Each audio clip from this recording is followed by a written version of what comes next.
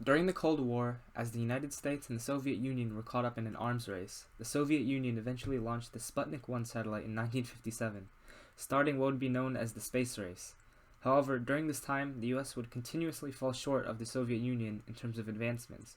So in response to this, President John F. Kennedy made an inspiring speech on May 25, 1961, where he asserted that the United States would land a man on the moon before the end of the decade. The NASA project that would help carry out his ambitions would completely shape the future, and is otherwise known as the Apollo program. In order to actually safely and efficiently reach the moon, the spacecraft would have to be made up of a two-body design, suggested by NASA engineer John Hobolt, which involved the Command and Service Module, the CSM, and the Lunar Module, the LM. So the idea is that once the spacecraft is in the moon's orbit, the CM and the LM would separate, so that one astronaut remains in the CM and orbits around the moon, while the other two astronauts pilot the LM and descend onto the moon's surface, and eventually return to Earth in the CM. This design was used in the Saturn V rocket that would be ubiquitous with the Apollo missions.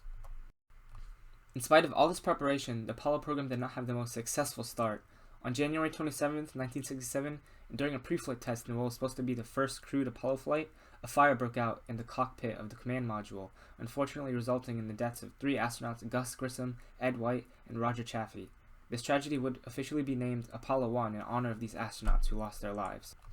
Following the tragedy of Apollo 1, Apollo missions 4 through 6 launched throughout 1967 and 1968 in order to conduct unmanned test flights on the Saturn V rocket along with the modules. After these many test flights, NASA was ready to engage in an actual manned mission. On October 11, 1968, they were able to finally successfully launch their first crewed flight in the form of Apollo 7, and although it was only an Earth orbiting mission, it still demonstrated numerous necessary tests, along with the first ever live TV broadcast from space. A couple months later, on December 21, 1968, the next Apollo mission was launched, Apollo 8, and this mission would serve as the first lunar orbiting mission, with a demonstration of the translunar injection maneuver to reach the moon, although astronauts would still not quite yet actually land on the moon's surface. Apollo 9 launched on March 3, 1969, and was simply an Earth orbiting mission, similar to Apollo 7. Likewise, Apollo 10, which launched on May 18th of that year, served merely as a lunar orbiting mission, similar to Apollo 8. These missions primarily focused on testing the lunar module, and Apollo 10 in particular served as a precursor to the next great mission to come. Things would be taken to a much larger scale with the monumental mission of Apollo 11, which launched on July 16, 1969. And several days later, on July 20th, the Saturn V rocket finally reached the moon, and astronauts Neil Armstrong and Buzz Aldrin would descend onto the surface of the moon in the lunar module and land in the Sea of Tranquility region of the moon, in which they would become the first ever humans to step foot on the moon. Armstrong and Aldrin would remain on the moon's surface in order to collect seismic data, perform scientific experiments, and do some other notable tasks. The crew eventually returned to Earth on July 24, 1969, and were renowned for their efforts.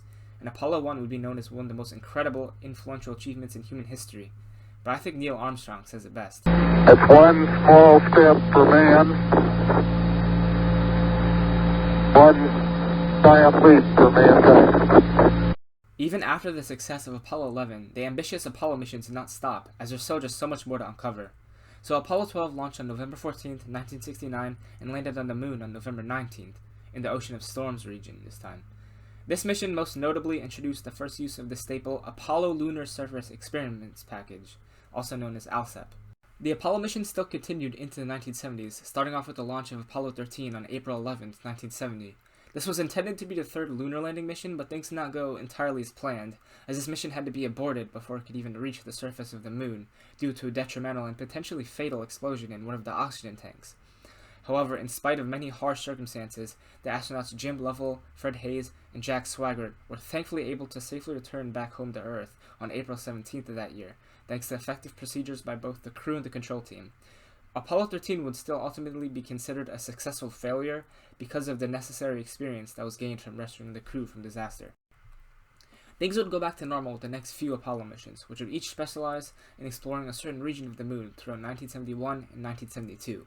Apollo 14 explored the Fra-Mauro region, Apollo 15 explored the Hadley-Apennine region, Apollo 16 explored the Descartes region, and the final flight of the Apollo program, Apollo 17, explored the Taurus-Littrow region. These final 3 Apollo missions also served as J-type missions, which involved improved equipment, longer time spent on the moon's surface, and increased exploration thanks to the use of the newly implemented lunar rover. These 2 Apollo 17 astronauts, Eugene Cernan and Harrison Schmitt, would be the very last people to step foot on the moon in the 20th century, ultimately marking the end of an era of progress.